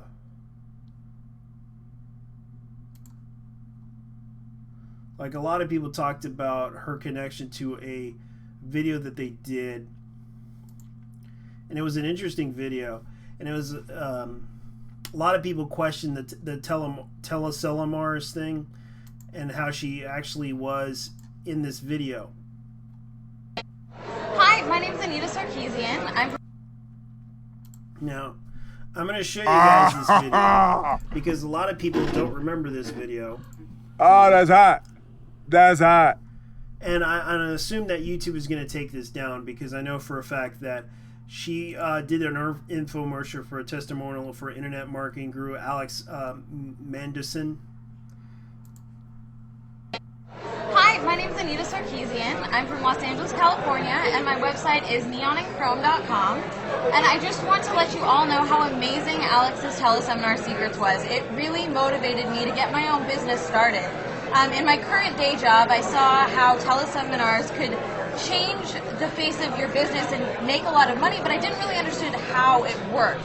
And I'm only 23, and I've already started my own business promoting teleseminars for small businesses around me, and it's really made a huge impact on my life.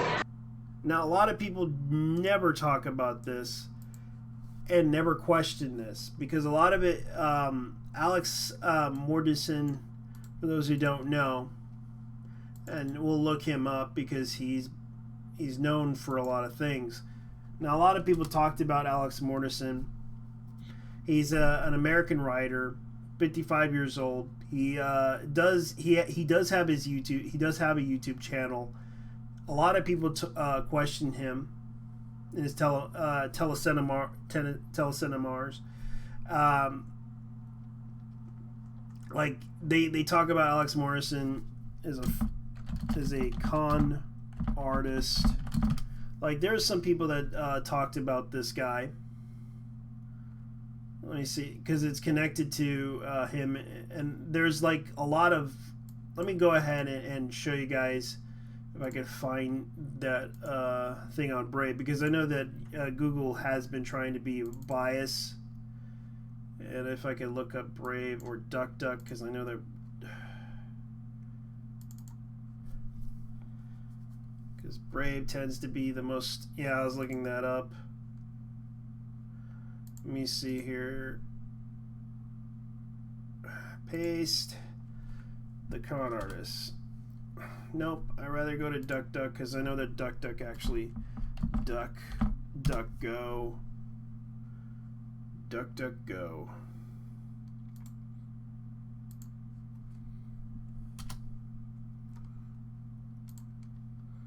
Let's see, Alex Mordison. Okay. More results.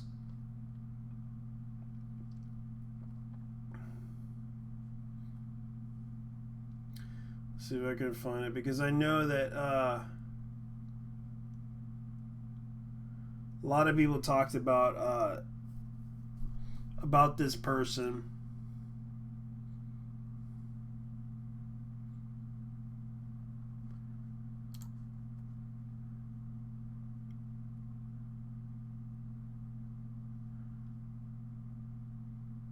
The Forbidden Psychology Tactics of Alex Mordison. If I can pronounce his name right, I don't know if I can pronounce it yet. But he did a lot of teleseminars, A lot of people talked about this guy, and I seem to recall he was in a lawsuit. Like, let me see if I can find it. Let me see. Lawsuit.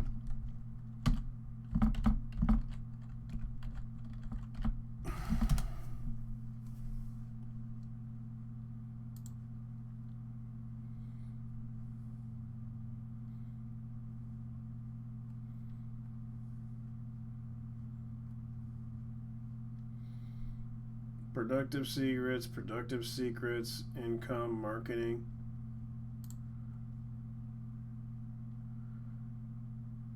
Lawsuit archives, a doctor. Okay, online marketing. Auto web law. Marketing online with Alex Morris and free review.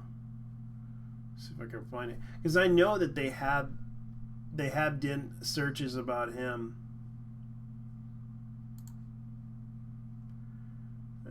Let's see. Argument productive secrets. And this is something that a lot of people don't realize. There's a lot of legal things that were going on. I don't know if that's the truth, though. But then again, there's nothing to find about him. He does a lot of public seminars and such that it makes a lot of money. It's a lot of business to do. And this is something that kind of is talked about a lot. And a lot of people talked about it and realized, well, this is the type of thing that's going on. And I realized there's been a lot of talk about this. And it's sort of a weird world that's happening right now. But then again, it's a conspiracy against her.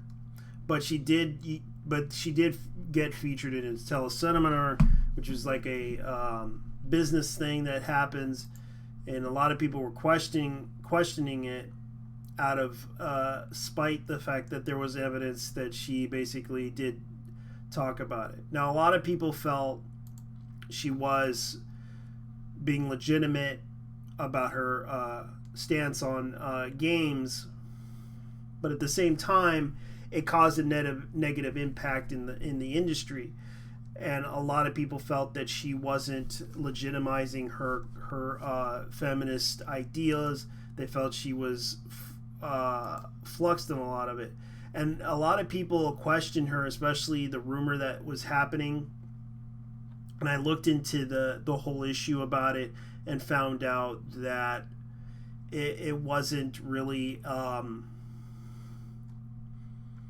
It wasn't really an issue. It was just a rumor about her going to Activision and asking for a consulting job and begging them. And when they asked her for sources, especially from a female CEO, this was a rumor that someone talked about, and she basically went up to. And this was something that a lot of people were talking about and felt that this rumor was true, but at the same time false. This was a false assumption about her, and a lot of people talked about it and felt that it wasn't, it didn't happen. It was probably a rumor, and thus I know that CD Red Project was talking about this, and there was also the big conspiracy that's been happening. And and the last video that I did, let me see if I could find it. YouTube, about the cyberpunk conspiracy. I will show you the cyberpunk.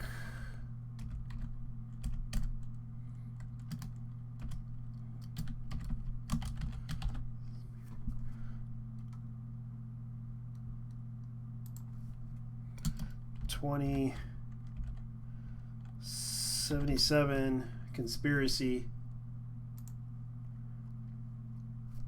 Now, a lot of people are talking about this because this is something that this was 3 weeks ago, by the way, and I will try to. But his position. Now, I'm going to give you guys a video from Upper Epsilon Gamer. I don't know if Oh, that's hot. Video is going to be That's muffled. I hot. don't know if the sound is going to be good, so here we go. Yet again, it's a video about Cyberpunk 2077, but this time I want to take a different approach. Some time ago, I created this video right here titled The Anthem Conspiracy Theory. It was in reference to some leaked documents that had surfaced many months prior and discussed the speculative idea that Anthem may in fact be the incubation room for a new form of loot manipulating AI. Now, to be clear, I did not fully believe that theory. The documents read like a bad college project that got anonymously posted as a way to sort of troll, and I also did not try to propose the speculations and what-if statements as any sort of concrete fact or even a likelihood, but that video was extremely fun to make, and sometimes going down the rabbit hole and asking what if is just really interesting, even if it's not ultimately something that should be relied on as an extreme likelihood. Today, I want to take a similar dive with Cyberpunk 2077 and talk about the financial trail of investment interests that create a spiderweb surrounding CD Projekt Red and Cyberpunk itself. Before going any further, pretty much all of this will be based on the investigative work of Sibsidian over at the Triple S League. They have a wonderful video up with this exact information, and I will also be drawing from their constructed graph. So with that in mind, anyone even vaguely interested in Cyberpunk 2077 should absolutely subscribe to their channel. They are easily one of the best sources for information pertaining to Cyberpunk on all of YouTube, and I'll link it down in the description. I've been chatting with them behind the scenes, and the complexity of this situation extends to a far greater depth than the info which I am about to discuss, but now is not the right time to go into detail. It is fairly clear that Cyberpunk 2077 will be an increasingly vibrant focal point over coming months in the lead up to its 2020 release, so rest assured the opportunities to speculate and the further confirmation or denial of those speculations has plenty of runway left. With all that being said, let's get started. It's no secret I often clash with current mainstream gaming media, although clash might be the wrong word for it. It mostly consists of certain gaming journalists posting trashy drivel and me dissecting it or insulting them. But there have now been instances where they fire back, most notably, and most recently, an article from writer Ian Scher of CNET in which he manipulated the interview material, operated under false pretenses, and attempted to spur advertisers to withdraw from my own and other YouTubers' channels as an attempt to impact our livelihood. Short answer, it failed. Long answer, I roasted his bitch ass, and his article was the laughingstock of, at this point, combined with the other creators who covered the story, millions of people. However, even though the encounter ultimately benefited me, both in terms of relative growth and income, it still made me realize that there are intrinsic motivations behind many of these articles, especially within the games industry.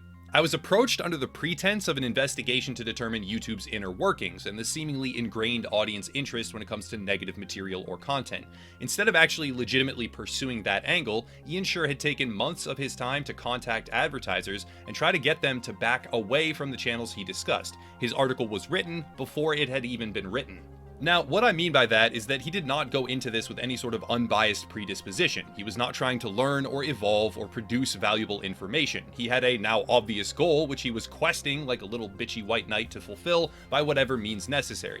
That goal had also been present for quite a long time as he laid the groundwork for this hit piece. These events were definitely a wake-up call for me. My idealistic version of journalism is that these individuals will be operating in the pursuit of truth, but the unfortunate reality is that in a lot of circumstances that simply isn't true. I've long had moments of skepticism when witnessing the types of articles that will post in close proximity to one another. Oftentimes a critical piece of a certain game or some kind of negative article will be published, and alongside that, from 3 or 4 seemingly unconnected outlets, a similar piece will surface. Sometimes these parallel articles will even use the exact same phrasing, but until recently I had brushed that off as a kind of mirror phenomenon to what happens on YouTube as well, where YouTubers cover similar topics in a short time span because that's just what is relevant.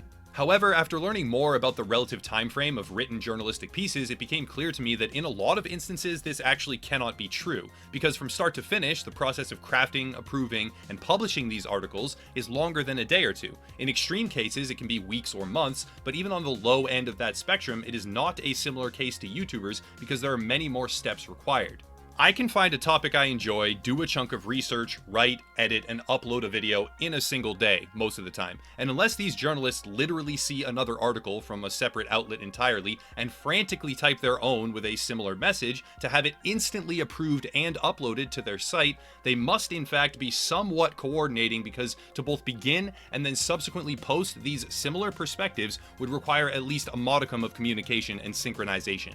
Alternatively, a lot of these journalists attend specific events or conventions and could very well be witnessing the same material, thus leading to similar subject matter and time frame for their written work. But even with that holding true, because it is in fact true, to have so many of them take such similar positions, it suggests to me that there is an echo chamber fully constructed and that a large chunk of these journalists know one another and communicate regularly regarding upcoming work.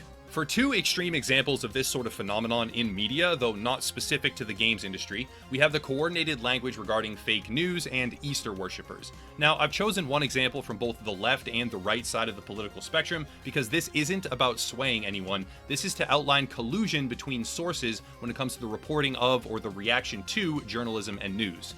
First, we can see that in the aftermath of a truly tragic event, a series of politicians over the span of just a couple of hours began systematically referring to the victims of that event as Easter worshippers. Now, this would not be of any significance at all if it had happened as an isolated event or instance, but there were numerous instances, all tightly grouped within a couple of hours, and the term Christians has always been associated with Easter, not Easter worshippers. This was a brand new way of referring to individuals who celebrate the holiday, and it happened in a near simultaneous and coordinated way, coming from multiple different individuals. The second example is far more obvious. Here is a montage of dozens of news channels discussing the phenomenon of fake news. Sharing of biased and False news has become all too common on social media. More alarming, some media outlets publish they are true without checking facts first. Unfortunately, some members of the media use their platforms to push their own personal bias and agenda to control exactly what people think. And this is extremely dangerous to our democracy. This is something that shatters all pretense of individual media outlets being entirely independent, though to be fair, I do agree that a lot of news is fake news. It's an actual problem, but still, there is no possible way that these journalists, producers, and anchors came up with that exact paragraph all on their own, all at the same time. Someone told them to say it, so they did. They bowed and they said it. And again, this is not an effort to sway anyone to either end of the political spectrum. This is to show that in media and journalism, there is communication and coordination, and we would be utterly naive to believe it does not happen in gaming news as well.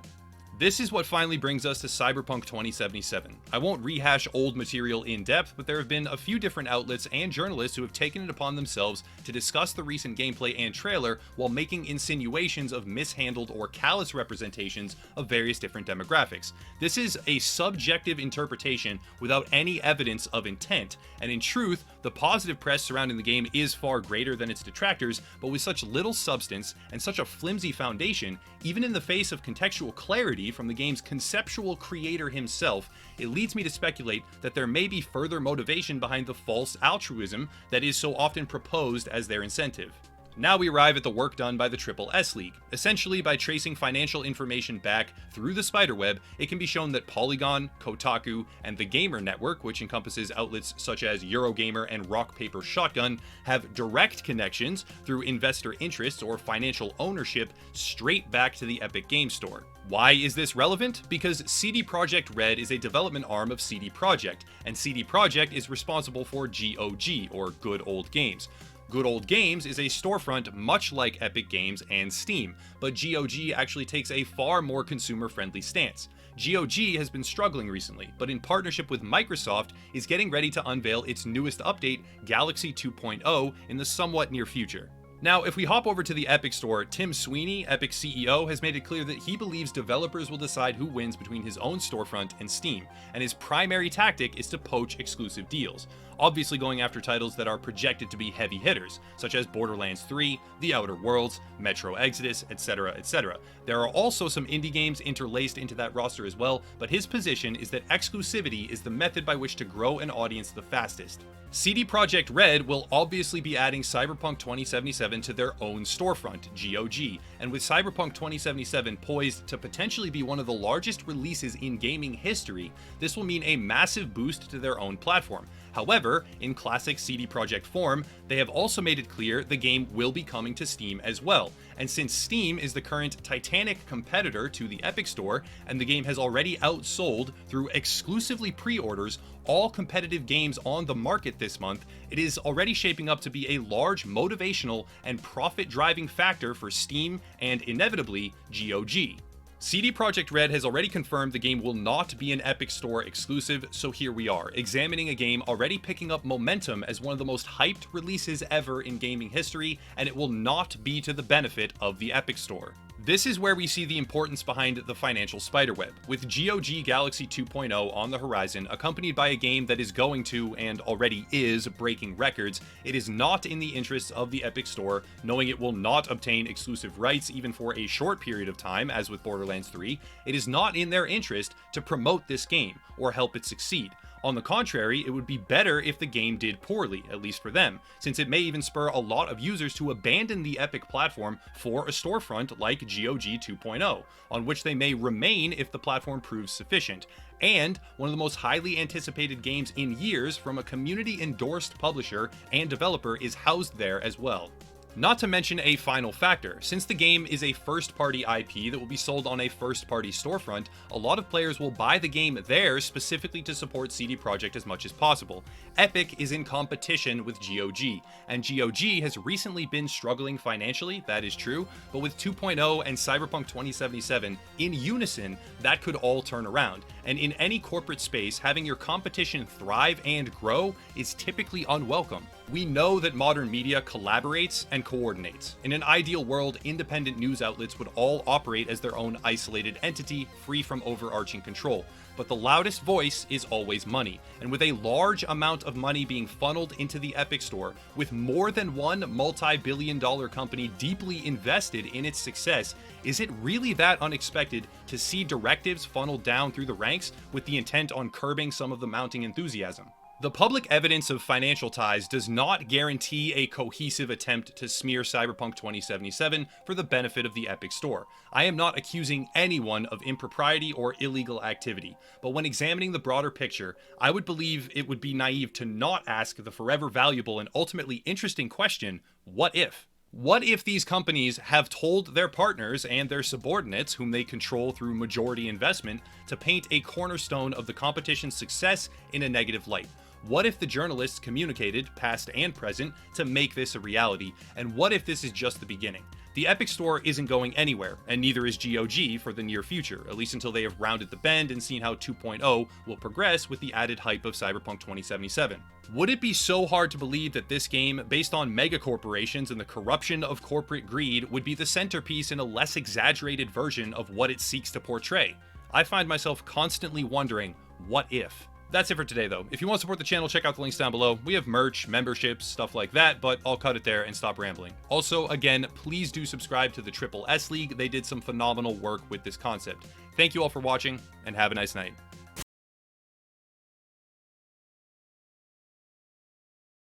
And it is an elaborate conspiracy because a lot of people are talking about this, because this has been a little bit, what if the journalists did this? What if the journalists are in league with each other based on their jobs in certain websites? And I do agree that there is some evidence, because there is some evidence of the Triple S League pointing out that they are connected to each other, because Epic does have financial ties with all these businesses.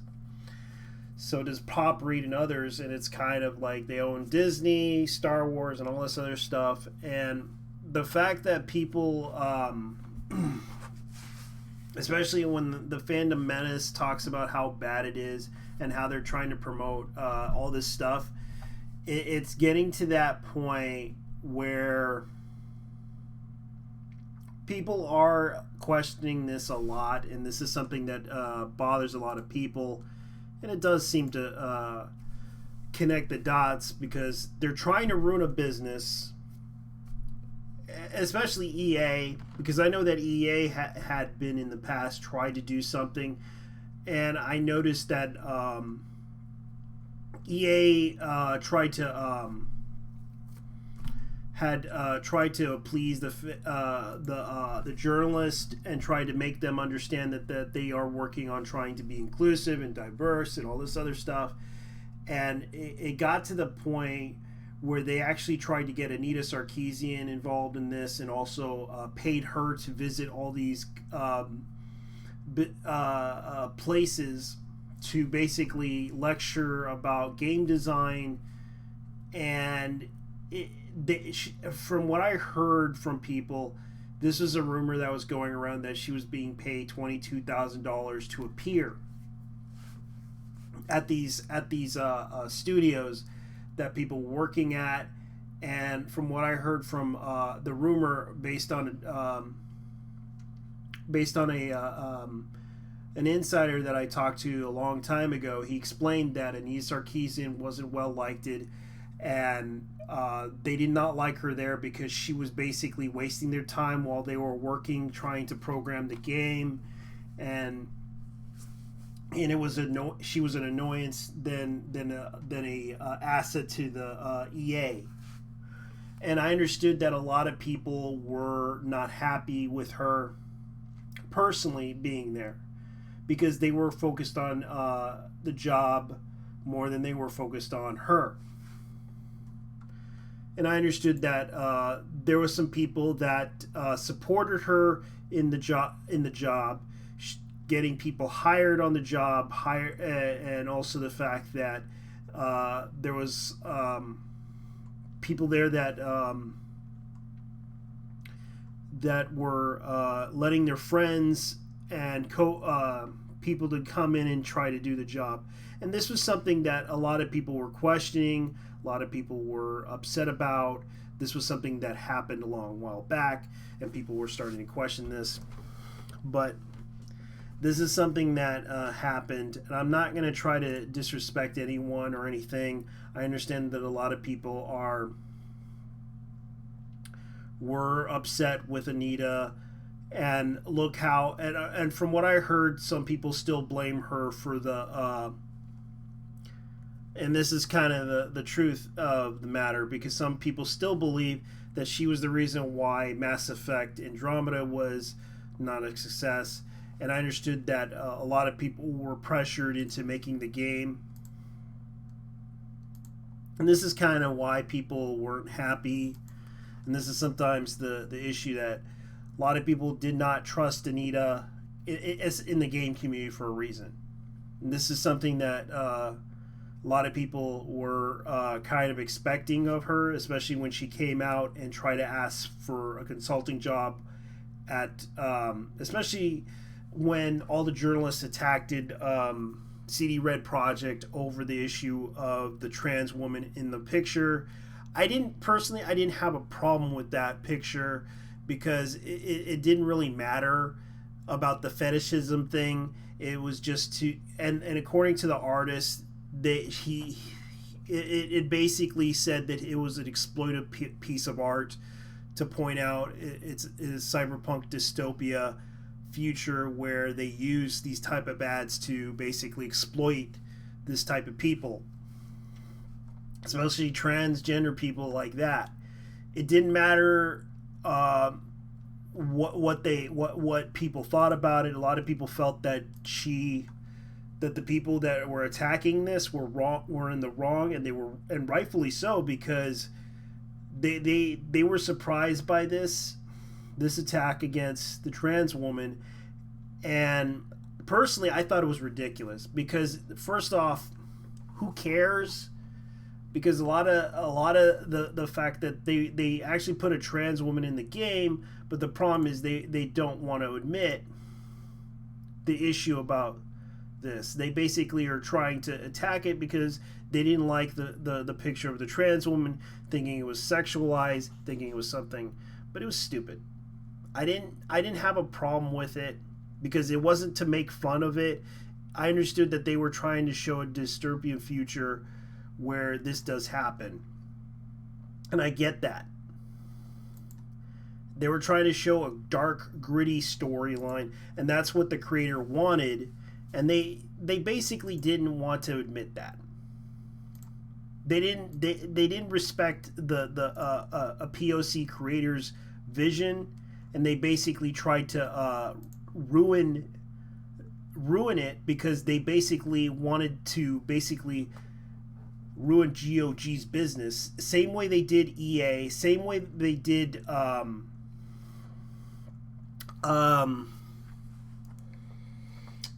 Ubisoft because they attacked Ubisoft over this stuff. And it got, because I noticed that a lot of journalists had a coordinated attack towards the game itself. Towards that they were advocating for diversity, they were advocating for a lot of things. Ubisoft had given money to people before, and a lot of people talked about this. This is nothing personal. This is something that people. This is something that a lot of people talked about, and I understand that this is a really big, huge problem, especially if this conspiracy is true, because a lot of people are questioning this, and it's sort of weird. And I understand that this is something that people never wanted to talk about, but then again, I guess I should, because people started to question the integrity of journalists in a way. I know this is boring, cringy stuff, so anyways, I have to go.